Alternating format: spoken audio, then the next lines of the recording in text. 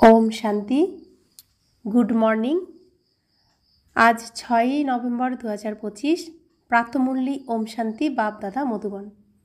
बाप दादा बोलছেন মিঠে মিঠে बच्चे তোমরা এখন একেবারে তীরে এসে দাঁড়িয়েছো। তোমাদের নৌকা তীরের কাছে এসে দাঁড়িয়েছে। তোমাদের এখন এই পার থেকে ওই পারে যেতে হবে। ঘরে ফেরার জন্য প্রস্তুত হতে হবে। তো সবাই রেডি তো ঘরে ফেরার জন্য? ওই পারে যেতে হবে, পার লোকে যেতে হবে আমাদের, এই পার থেকে ওই পারে। আজকের মূল্যের প্রশ্ন, কোন বিষয়টিকে স্মরণে রাখলে তোমাদের অবস্থা অবিচল অটল হয়ে যাবে? উত্তর, পাস্ট ইজ পাস্ট। বিগত বিষয়কে নিয়ে চিন্তা করতে নেই, এগিয়ে যেতে হয়।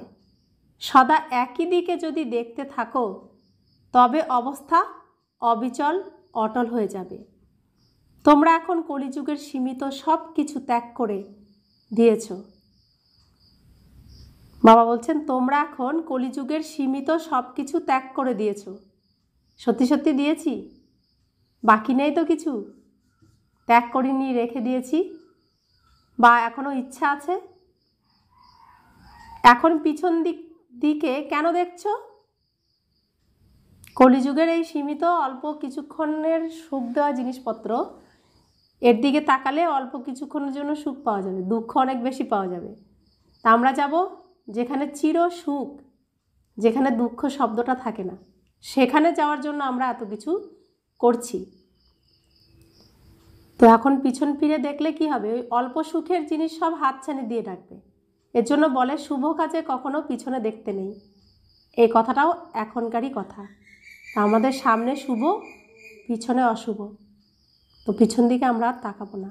তাই বাবা বলছেন এখন পিছন দিকে কেন দেখছো?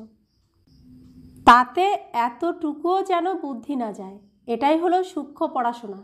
বাবা আমাদের কেন পড়াশোনা করাচ্ছেন? কালো অন্ধকার কুৎসিত জায়গার থেকে আলোর দিকে নিয়ে আসার জন্য আলোর সম্পর্কে বর্ণনা করে বলছেন যে এখানে গেলে এই হবে, এখানে গেলে এই হবে, তোমরা যেখানে আছো সেখানে এই পাবে। তো আমরা যেখানে আছি সেখানে সব হচ্ছে দুঃখদায়ী সব কিছু, মানুষ থেকে শুরু করে জিনিসপত্র সমস্ত কিছু অল্প সময়ে সুখ দেবে, বেশি সময়ে দুঃখ দেবে। বাবা সেইখান থেকে চির সুখের রাজ্যে নিয়ে যাওয়ার জন্য আমাদেরকে এই সূক্ষ্ম পড়াশোনা করাচ্ছেন। আর এটাই হলো সূক্ষ্ম পড়াশোনা। ওম শান্তি।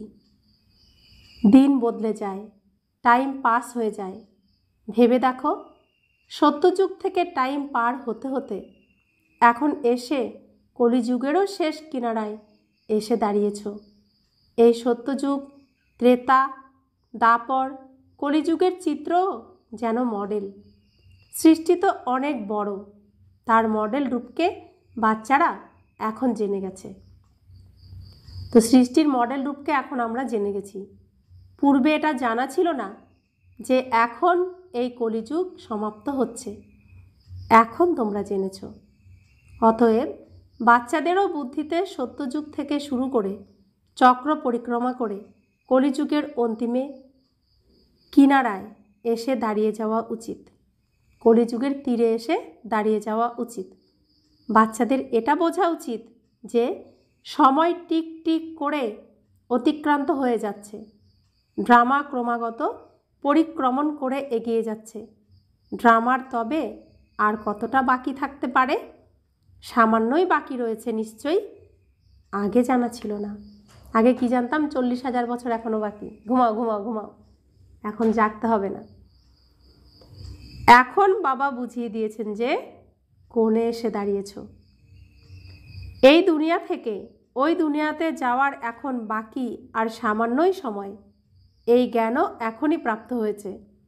আমরা সত্যযুগ থেকে শুরু করে চক্র পরিক্রমণ করতে করতে এখন কলিযুগের অন্তিমে এসে পৌঁছেছি।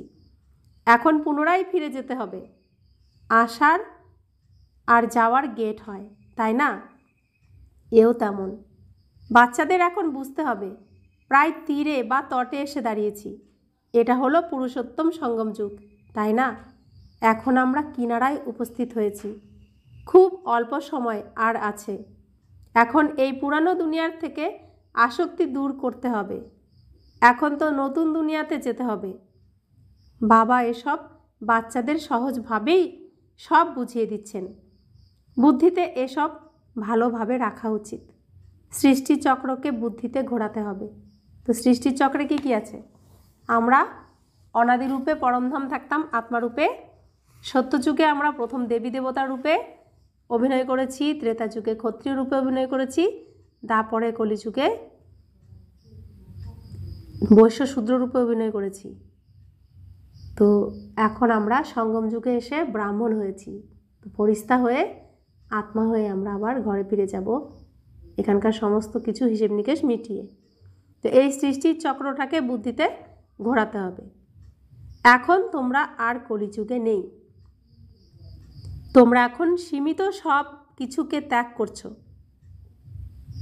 তোমরা এখন সীমিত সব কিছুকে ত্যাগ করেছো। তাহলে তোমাদের কি ওই তরফকে স্মরণ করা উচিত? আমরা কলিযুগের সিনে অভিনয় করতাম, এখন আর আমরা সেই সিনে অভিনয় করি না।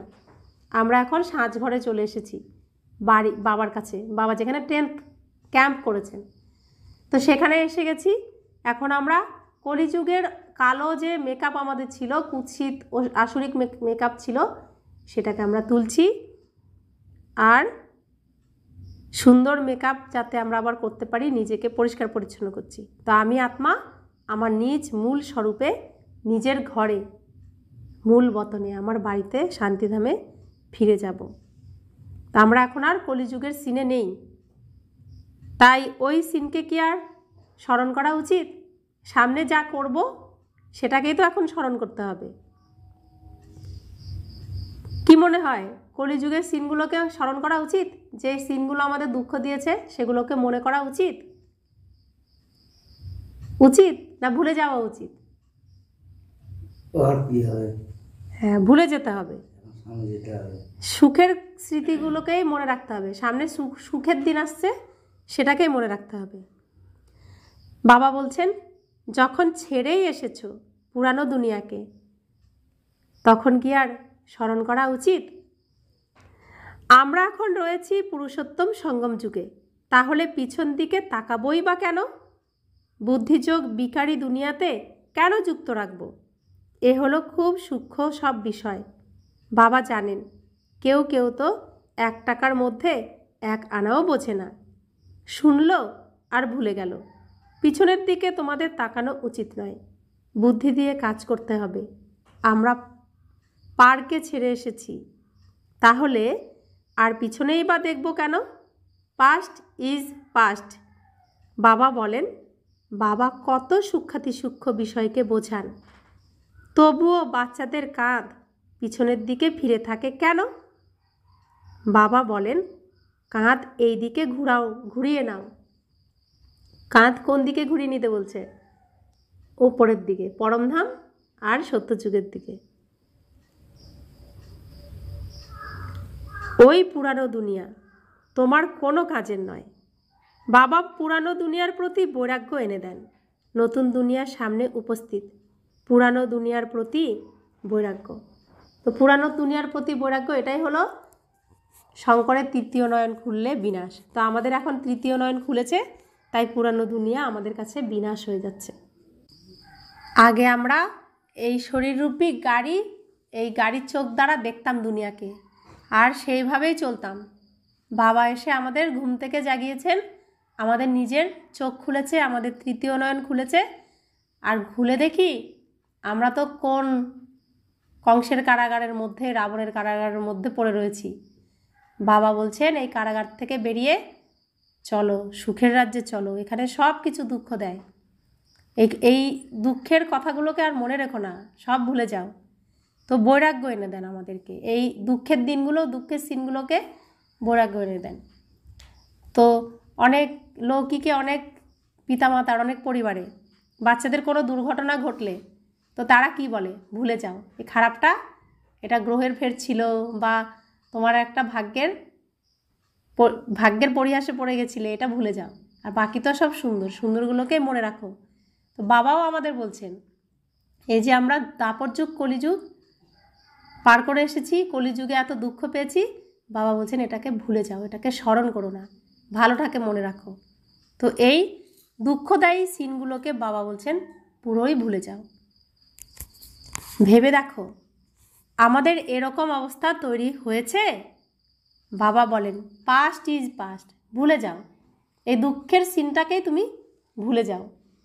বিগত ঘটনার কথা চিন্তাতেও আনবে না। পুরানো দুনিয়াতে আর কোনো আশা রাখবে না। এখন তো একটাই আশা রাখতে হবে, আমরা চলেছি সুখধামে। বুদ্ধিতে সুখধামই স্মরণে রাখতে হবে। পিছনে কেন ফিরে তাকাবে? কিন্তু অনেকেরই পিঠ পিছনে ঘুরে যায়। তোমরা এখন রয়েছ পুরুষোত্তম সঙ্গম যুগে। পুরানো দুনিয়ার থেকে নিজেকে সরিয়ে নিয়েছ, এটা বুঝতে হবে, তাই না? তো পুরানো দুনিয়ার থেকে নিজেকে সরিয়ে নিয়েছি। যে জিনিসগুলো আমাকে দুঃখ দেয় তার প্রতি আকৃষ্ট হই এখনো। তো বাবা বলছেন এটা তোমাদের বুঝতে হবে। কোথাও দাঁড়িয়ে যাবে না, কোনো যাই পরিস্থিতি আসুক দাঁড়াবো না, এগিয়ে যাব সবসময়। কোনো দিকেই তাকাবে না, বিগতকে স্মরণ করবে না। বাবা বলছেন এগিয়ে যেতে থাকো, পিছন ফিরে তাকাবে না, পিছনেও না, পাশেও না, আশেপাশেও না। সোজা আমাদের দৃষ্টি কোথায় থাকবে? পরমধাম আর থাকবে সুখধাম। একদিকেই তাকিয়ে চলো, তবেই অবিচল স্থির অটল অবস্থা হতে পারে। তো এককেই স্মরণ করব, একেরই চিন্তন করব, একেরই মনন করব, একদিকেই তাকাবো। তাকাবো কোন দিকে?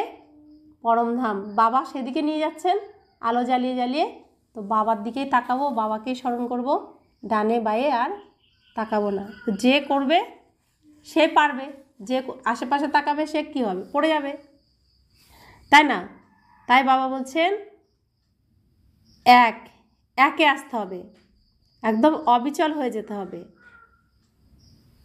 তো বাবা বলছেন যে একদিকেই তাকিয়ে চলো, তবেই অবিচল স্থির অটল অবস্থা হতে পারে।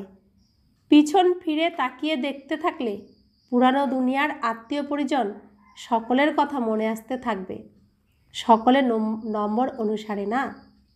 আজ দেখছো খুব ভালো চলছে, কাল পড়ে গেল, তো মন একেবারে এসব থেকে হতাশ হয়ে সরে যাবে। এমন গ্রহের দশা লেগে যাবে যে মুরলি শোনারও ইচ্ছা হবে না। ভেবে দেখো এরকম হয় কি না?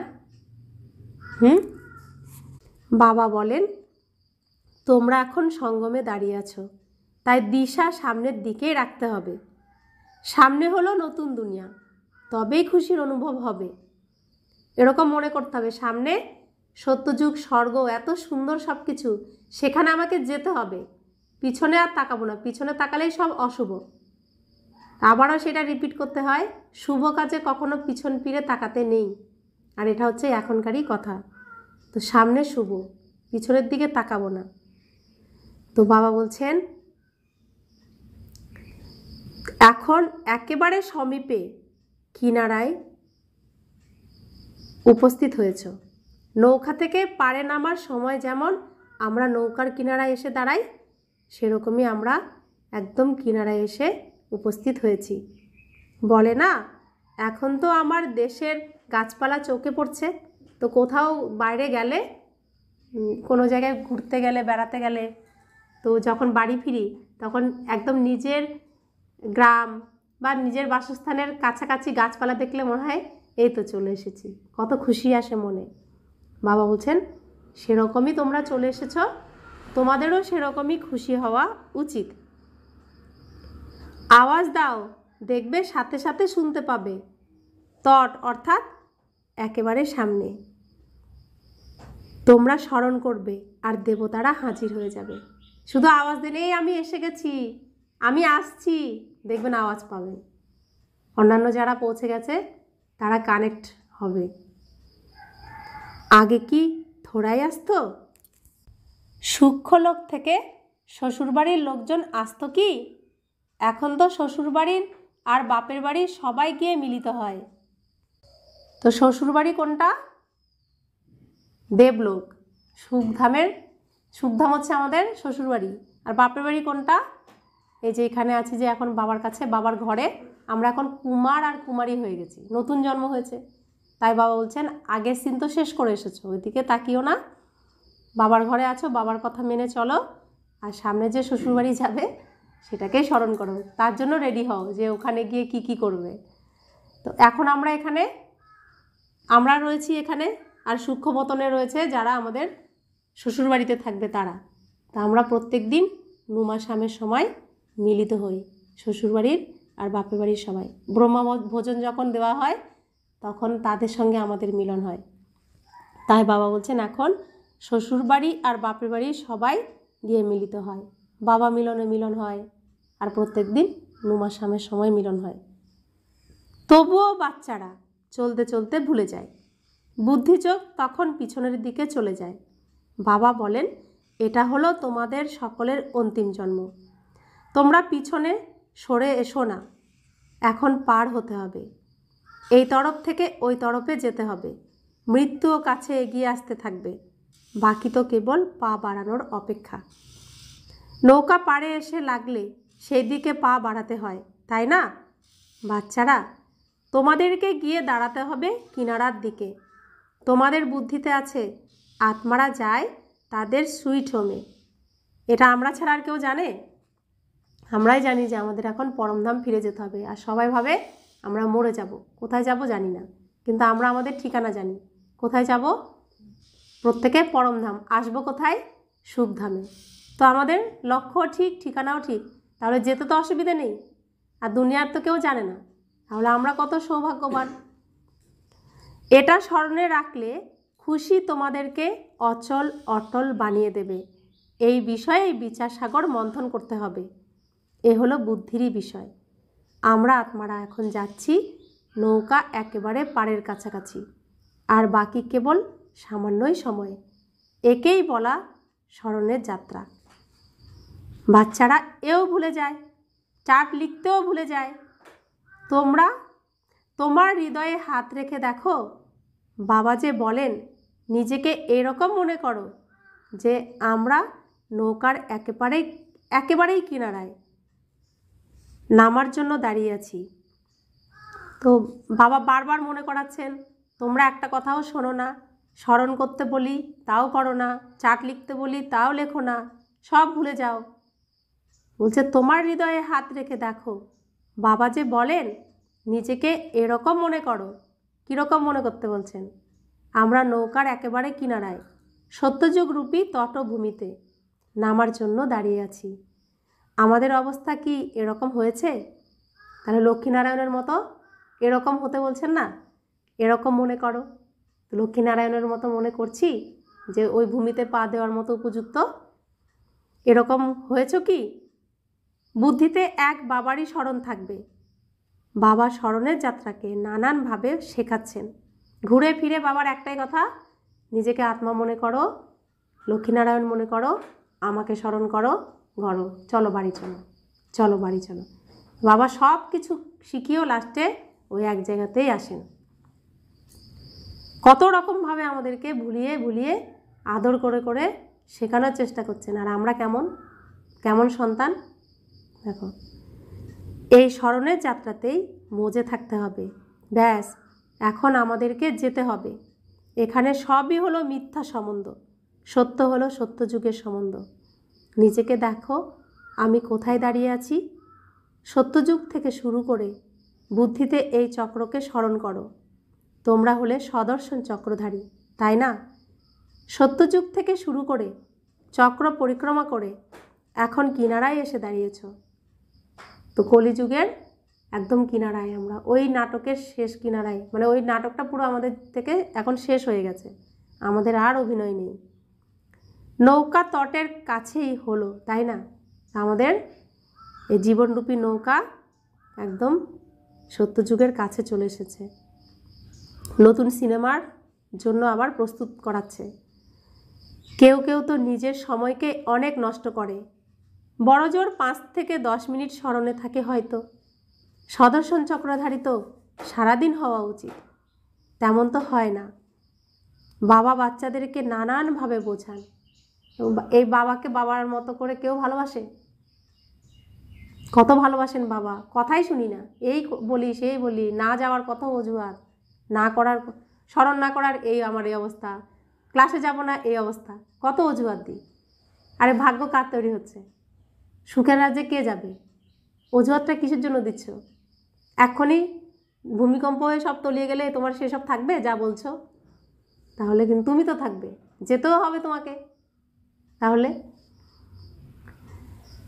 বাবা বলছেন সবই হলো আত্মারই কথা। তোমাদের বুদ্ধিতে চক্র ঘুরতে থাকে, তোমাদের বুদ্ধিতে এটা কেন স্থির থাকে না?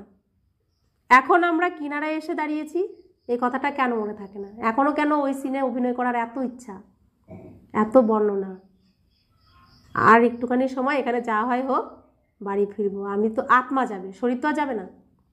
সবার আত্মায় তো যায়, শরীর তো যাবে না। আত্মার কি বিনাশ হবে? চাই বা না চাই, এই পৃথিবীতে অভিনয় করতে আমাকে আসতেই হবে, আমার ইচ্ছা থাক বা না থাক। এই নাটকে সবাই আমরা বাধা। তাহলে বাবা তো সেজন্য বারবার বোঝাচ্ছেন।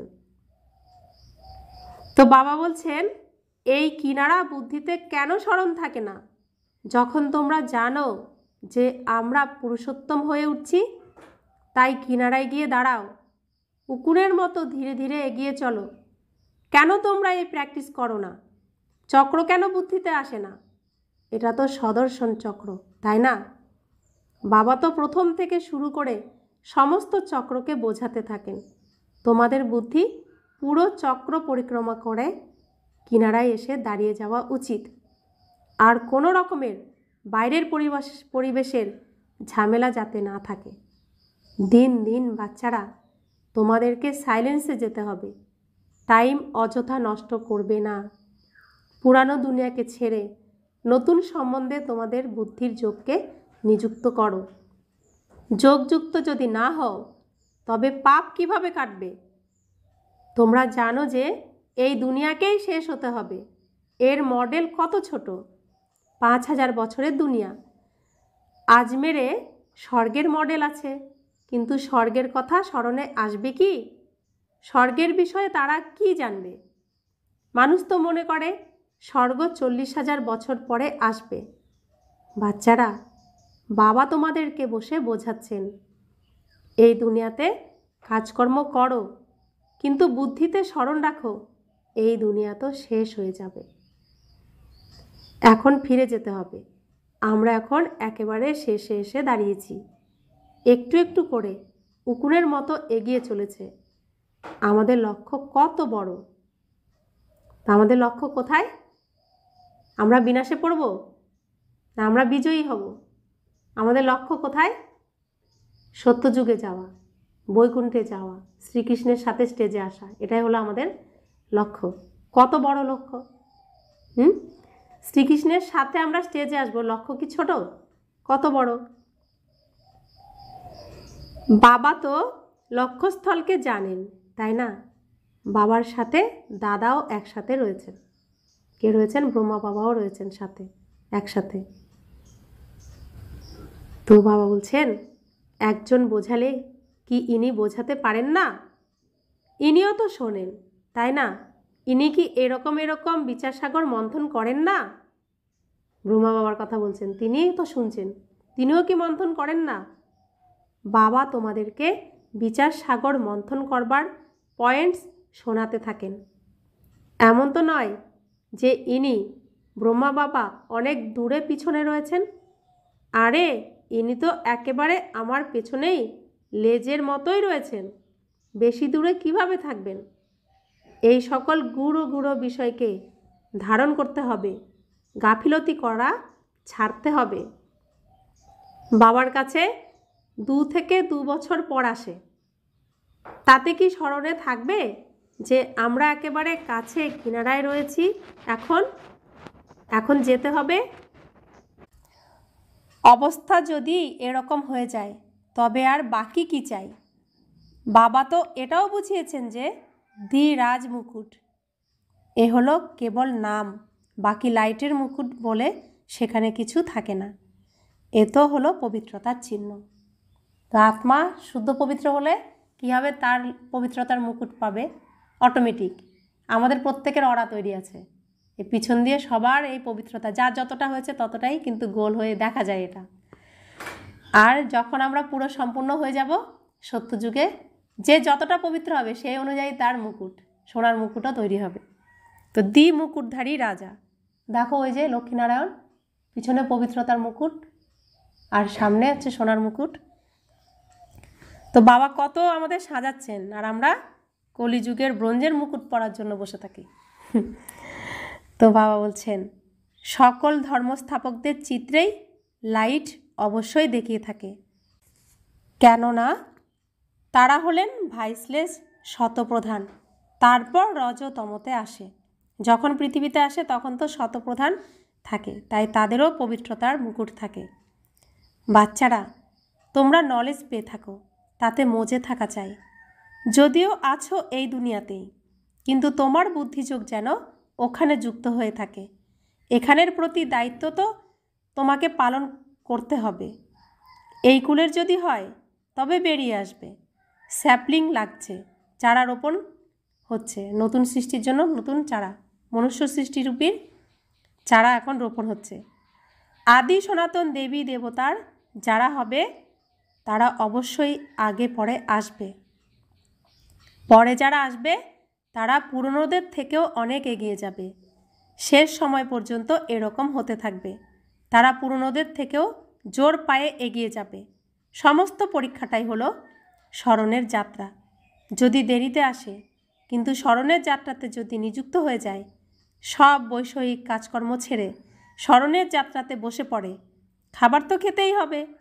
ভালোভাবে যদি স্মরণে থাকে তবে এই খুশির মতো পুষ্টিকর পথ্য আর নেই। এই নেশাতে পড়ে যাবে। এখন ঘরে ফিরতে হবে। 21 জন্মের রাজ্যভাগ্য প্রাপ্ত হয়। লটারি লেগে গেলে খুশির পারদ চড়ে যায়, তাই না? তো বাবা বলছেন, যারা অনেক দিন ধরে চলছে টিকটিক করে, আর পরে কেউ এসে যখন বুঝে গেল এখন তো ঘরে ফিরতে হবে, সময় নেই, সে কারোর দিকে তাকাবে না, ডাইনে বাঁয়ে তাকাবে না, বাবাকে স্মরণ করবে, পরমধামকে স্মরণ করবে, আর ওই নেশাতেই চলতে থাকবে কাজকর্ম করতে করতেও। তো তাহলে কি সে বিজয়ী হয়ে যাবে না? তো বাবা বলছেন এরকমও হবে। তো সে 21 জন্মের জন্য রাজ্যভাগ্য প্রাপ্ত করে নেবে। লটারি লেগে গেছে, বুঝে যাবে। তোমাদেরকে অনেক পরিশ্রম করতে হবে। এবার এরকম যদি হয় তাহলে আমাদের মান সম্মান থাকবে? বাবা সেটাও শোনাচ্ছেন। একেই অন্তিম অমূল্য জীবন বলা হয়ে থাকে। স্মরণের যাত্রাতে অনেক মজা। হনুমানও পুরুষার্থ করতে করতে স্থিত হয়ে গেছিল না, স্থিতপ্রজ্ঞ হয়ে গেছিল না? খড়ের গাদায় আগুন লেগেছিল, রাবণের রাজ্য পুড়ে গেল। এটাকে একটা গল্প বানিয়ে দিয়েছে। বাবা সঠিক জিনিসটিই বসে বোঝান। তা আমরা প্রত্যেকে মহাবীর হনুমান, আর আমরা কি করছি? আমরা যে রাবণের শোক বাটিকায় ছিলাম, শোকের মধ্যে ছিলাম, তো সেইখানে তার যা যা জিনিস আমাদের শোক দেয় সবগুলোকে পুড়িয়ে ফেলছি, যোগের দ্বারা ভস্ম করে ফেলছি না? তো বলছে, সেটাকেই বলছে খড়ের গাদায় আগুন লেগে গেল, আর আমাদের সমস্ত বিকার পুড়ে গেল, আর এটাকে গল্প বানিয়ে দিয়েছে। আর বাবা তো সঠিক সার কথাটাই শোনাচ্ছেন। রাবণ রাজ্য বিনষ্ট হয়ে যাবে, স্থির বুদ্ধি একেই বলা হয়। ব্যাস, এখন আমাদের নৌকা পাড়ে পৌঁছানোর কিনারায়, আমরা এখন যাচ্ছি। এইভাবে স্মরণে থাকার পুরুষার্থ করো, তাহলে খুশির পারদ চড়তে থাকবে। আয়ুও যোগ বলের দ্বারাই বৃদ্ধি পায়। তোমরা এখন দৈবিগুণ ধারণ করে থাকো, তারপর সেটা আধা কল্প ধরে চলে। এই এক জন্মে তোমরা এত পুরুষার্থ করো যে তোমরা এরপর সত্যযুগে এই লক্ষ্মীনারায়ণ হয়ে থাকো। তাহলে কতখানি পুরুষার্থ করা উচিত? এতে গাফিলতি বা একেবারেই টাইম ওয়েস্ট করা উচিত নয়। যে করবে সে পাবে। বাবা শিক্ষা দিতে থাকেন, তোমরা বুঝতে পারো যে কল্প কল্প আমরা বিশ্বের মালিক হই। এত কম সময়ের মধ্যেও আমরা কামাল করে দিই, সমস্ত দুনিয়াকে আমরা চেঞ্জ করে দিই। বাবার জন্য তো কোনো বড় ব্যাপার নয়, প্রতি কল্প কল্প তিনি করে থাকেন। বাবা বাচ্চাদেরকে বোঝান, চলতে ফিরতে খাবার দাবার খাওয়ার সময়ও তোমার বুদ্ধিযোগ যেন বাবার সাথে রাখো। এই গুপ্ত কথা বাবাই কেবল বসে বাচ্চাদেরকে বোঝান। নিজের অবস্থাকে খুব ভালোভাবে জমাতে থাকো, না হলে উচ্চপদ থেকে বঞ্চিত থেকে যাবে। তোমরা বাচ্চারা নম্বর অনুক্রমে পুরুষার্থ অনুসারে পরিশ্রম করে থাকো। তোমরা বুঝেছো যে আমরা তো এখন কিনারায় দাঁড়িয়ে রয়েছি, তাহলে পিছনের দিকে কেন দেখব? দেখো, বাবা এত পড়াচ্ছেন, মানে এত পড়িয়েছেন, কিন্তু পয়েন্ট একটাও মিস করেন না। সবসময় বলবেন নম্বর অনুক্রমে পুরুষার্থ অনুসারে পরিশ্রম করো, আর সেই অনুযায়ী তুমি পদ পাও। মিস করেন না কখনো, যাতে কোনো বাচ্চা জোর করে কিছু না নিয়ে নিতে পারে, যোগ্যতা অনুযায়ী সব নেয়। তাই বাবা বলছেন পিছনের দিকে কেন দেখব? দেখবে না পিছনের দিকে, সামনের দিকেই পা এগিয়ে যাবে। এতে অন্তর্মুখিতার অনেক বেশি প্রয়োজন। সেজন্য কচ্ছপেরও উদাহরণ রয়েছে। তো কচ্ছপ যখন কর্ম করে সব তার হাত পা সব ছড়িয়ে দেয়, যখন কর্ম থাকে না গুটিয়ে বসে থাকে। তা আমাদেরও যখন কোনো কর্ম থাকবে না, কোনো ইন্দ্রিয় কাজে না লাগিয়ে, তখন মন পরমধাম বাবার সাথে যোগযুক্ত রাখতে হবে। তো আগে আমরা যখন বাবার সাথে মিলিত হইনি, এই যোগাযোগ রাখার কথা জানতাম না, তখন ঘরে একা ভালো লাগতো না। ফাঁকা ফ্রি টাইম পেলে অন্যের সাথে গল্প করতে যেতাম। তার মানে ভূতেরা আমার উপর কেমন অত্যাচার করতো যে ঘরে আমি থাকতে পারতাম না, ভয় লাগতো খালি একা থাকতে।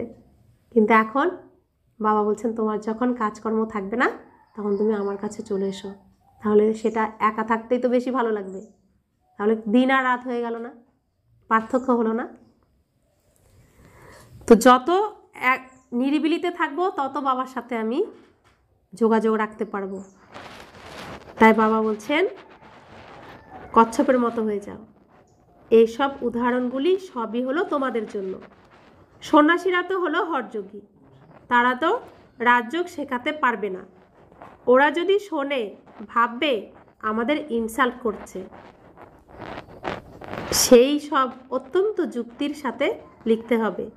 বাবা ছাড়া রাজযোগ কেউ শেখাতে পারে না। তোমরা ইনডিরেক্টলি বলবে তারা অপমানিত বোধ না করতে পারে। তো এমনভাবে বলবে যাতে তারা অপমানিত বোধ না করতে পারে। যুক্তির সাথে চলতে হয়, তাই না? যাতে সাপও মরে আবার লাঠিও না ভাঙে। আত্মীয় কুটুম পরিবারের সকলের সাথে প্রীতি রাখো, কিন্তু বুদ্ধি চোখ থাকবে বাবার সাথে। তোমরা জানো যে আমরা এখন একেরই মতে রয়েছি। এ হলো দেবতা হওয়ার মত। একেই বলা হয় অদ্বৈত মত। বাচ্চাদেরকে দেবতা হতে হবে। তোমরা কতবার আমরা দেবতা হয়েছি? যতবার এই স্টেজে দেবতাদের অভিনয় হয়েছে আমরা ততবারই হয়েছি, অনেকবার। এখন তোমরা সঙ্গম যুগে দাঁড়িয়ে রয়েছো। এটা হলো তোমাদের অন্তিম জন্ম। এখন তো যেতে হবে। পিছনের দিকে কি দেখবে? দেখেও তোমরা নিজেদের অটলভাবে স্থিত রয়েছো। তো পিছনের দিকে সব কিছু দেখেও তোমরা নিজেদের অটলভাবে স্থিত রয়েছো। তো আমরা এক একজন কত বছর ধরে এই ক্লাস করতে আসি, স্থিত রয়েছি বলেই তো আসতে পারছি। সামনেও আমরা চলবো, অটলই থাকবো। তো এটাও নিজের সাথে প্রত্যেক দিন প্রতিজ্ঞা করতে হবে। প্রত্যেক দিন যাই হয়ে যাক বাবা, তোমার হাত ছাড়বো না। পরিস্থিতি যাই আসুক না কেন, সব মেটানোর দায়িত্ব তোমার। আমি তো শুধু তোমার হাত ধরেই চলছি, বাকিটা তুমি জানো। তো এইটা প্রত্যেক দিন এটা সংকল্প করতে হবে, প্রত্যেক দিন। তো বাবা বলছেন লক্ষ্যকে ভুলবে না। তোমরাই হলে মহাবীর, যে মায়ার উপরে বিজয় লাভ করো। তা আমরা যদি না করি তাহলে অন্যরা উদ্ধার কিভাবে হবে? আমরা তো নিমিত্ত হয়েছি। তা আমরা যদি আমাদের দায়িত্ব পালন না করি, বাকিদের অবস্থা কি হবে? আমি কি এত স্বার্থপর হব? আমার বাবা কি স্বার্থপর? আমার বাবা কি স্বার্থপরতা শেখাচ্ছেন যে শুধু নিজেরটুকুই ভাবো, নিজেই ভালো চলো, নিজেরটুকুই রক্ষা করো? বাবা কি এটা শেখাচ্ছেন? বাবা কি শেখাচ্ছেন? হৃদয় এত বড় করো যেন সেখানে সবাই স্থান পায়, সবার কল্যাণ করো, সবার মঙ্গল করো। বলছে তোমরা ভারত তথা সম্পূর্ণ বিশ্বের কল্যাণ করো। তো আমরা বিশ্ব কল্যাণকারী আত্মা। বাবা আমাদেরকে বিশ্বের মালিক বানাচ্ছেন না? তো সেজন্য বাবা বারবার আমাদেরকে প্রত্যেক দিন এসে গাইড করেন। তোমরাই হলে মহাবীর, যে মায়ার উপরে বিজয় লাভ করো। এখন তোমরা বুঝতে পারো হার এবং জিতের এই চক্র ঘুরতেই থাকে। কতখানি ওয়ান্ডারফুল বাবার এই জ্ঞান। তোমাদের জানা ছিল কি যে নিজেকে বিন্দু ভাবতে হবে? এটা কি জানা ছিল যে আমি আত্মা, আমি বিন্দু স্বরূপ? এটা ভাবতে হবে। আমরা কি জানতাম? গীতাতে কি পেয়েছি? নিজেকে আত্মা নিশ্চয় করো, দেহকে ভুলে যাও, দেহের সম্বন্ধকে ভুলে যাও। আচ্ছা, আত্মা নিশ্চয় করব, আত্মা কোথায় থাকে তার কোনো পরিচয় নেই, আমার নিজের কোনো পরিচয় নেই, তাই আমরা করতেও পারিনি। বাবা এসে আমাদেরকে সব শিখিয়েছেন। এত ছোট বিন্দুতে সমস্ত পার্ট ভরা রয়েছে যা কিনা চক্র পরিক্রমা করতে থাকে। তা আমি আত্মা কত ছোট্ট, এই চোখ দিয়ে, এই স্থূল চোখ দিয়ে তো দেখা যায় না। এর মধ্যে আবার পুরো নাটকটা রেকর্ডিং রয়েছে। তো নাটক করব তো পরে, সামনে গিয়ে আবার নাটক করব। এখন রেকর্ডিং হচ্ছে, এটাই ওখানে গিয়ে প্লে হবে। তো রেকর্ডিং হচ্ছে না আত্মার মধ্যে। কত ওয়ান্ডারফুল ব্যাপার এটা! এত সূক্ষ্ম আত্মা, আর এর মধ্যে পুরো নাটকটা রেকর্ডিং হয়ে যাচ্ছে, আর আমরা সেই অনুযায়ী অভিনয় করব। তো করার টাইম কোন সময়? এখন। স্টেজে নেমে গেলে তো আর শিখবো না। যা করার, যা যা অভিনয় করতে চাই এখানেই করে ওখানে যেতে হবে। তো বাবা বলছেন খুবই ওয়ান্ডারফুল। ওয়ান্ডার বলেই এ নিয়ে আর কোনো কথা হবে না। এতটাই ওয়ান্ডারফুল, এ নিয়ে আর কথা হবে না। তুমি কত সিনেমা এখানে দেখবে, তার থেকে এই পৃথিবীর যে সিনেমাটা, এই যে নাটকটা পৃথিবীতে চলছে, কত ওয়ান্ডারফুল, কত আশ্চর্যজনক। अच्छा, मीठे मीठे सिकिलते बच्चों प्रति माता पिता बाप दादा का याद प्यार और गुड मॉर्निंग। रूहानी बाप की रूहानी बच्चों को नमस्ते। हम रूहानी बच्चों की रूहानी माता पिता बाप दादा को याद प्यार गुड मॉर्निंग और नमस्ते नमस्ते नमस्ते। शुक्रिया बाबा, शुक्रिया बाबा, शुक्रिया। धारणार जन्य मुख्य सार। प्रथम धारणा, पिछन फिरे देखबो ना। पिछन फिरे देखबे ना, কোনো কারণেই থেমে যাবে না। এক বাবাকেই দেখো আর নিজের অবস্থাকে একরস রাখো। দ্বিতীয় ধারণা, বুদ্ধিতে স্মরণ রাখতে হবে যে এখন আমরা কিনারায় দাঁড়িয়ে, ঘরে ফিরতে হবে, নিজের অবস্থাকে জমানোর পরিশ্রম করতে হবে। বরদান, সকলের হৃদয়ের ভালোবাসা প্রাপ্তকারী, ডিট্যাচ, প্রিয়, নিঃসংকল্প ভব। যেসব বাচ্চাদের মধ্যে ডিট্যাচ ও প্রিয় থাকার গুণ বা নিঃসংকল্প থাকার বিশেষত্ব রয়েছে, অর্থাৎ যাদের বরদান প্রাপ্ত হয়েছে তারা সকলের প্রিয় হয়ে যায়। কেননা ডিটাচ হওয়ার ফলে সকলের হৃদয়ের ভালোবাসা স্বাভাবিকভাবেই প্রাপ্ত হয়ে যায়। তারা নিজেদের শক্তিশালী নিঃসংকল্প স্থিতি বা শ্রেষ্ঠ কর্মের দ্বারা বহু মানুষের সেবার নিমিত্ত হয়। সেই কারণে তারা নিজেরাও সন্তুষ্ট থাকে এবং অন্যদেরও কল্যাণ করে থাকে। সমস্ত কাজে তারা স্বভাবতই সফলতা প্রাপ্ত করে থাকে। স্লোগান, এক বাবা শব্দই হলো সকল খাজানার চাবি। এই চাবিটিকে সর্বদা সযত্নে রাখো। আজকে চাবি দিয়ে দিল সব খাজানার। তো বাবাকে একদম আঁচলে গিট দাও, সবাই গিট দিয়ে রেখে দাও, চাবি হারালে হবে না।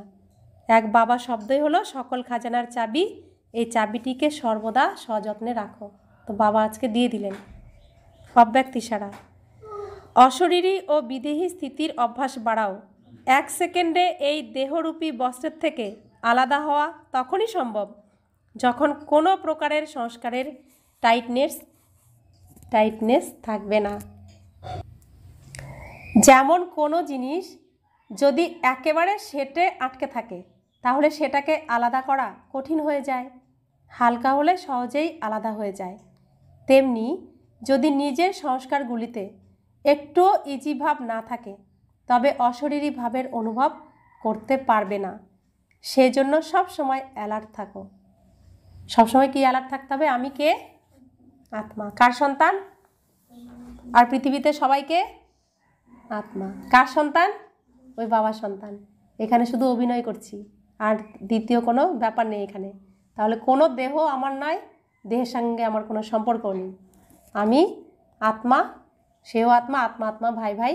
এখন আমরা আমাদের সবাইকে নিজেরা চিনতে পেরেছি, ঘরে ফিরতে হবে। তো এরকমভাবে আলগা রাখতে হবে, তাহলে অশরীরী অবস্থাটা যখন তখন আমরা করতে পারবো, অভ্যাসটা। তো এটাই বাবা শেখাচ্ছেন, আর আমাদের এটাই করে প্র্যাকটিস করে করে ঘরে ফিরতে হবে। ওম শান্তি।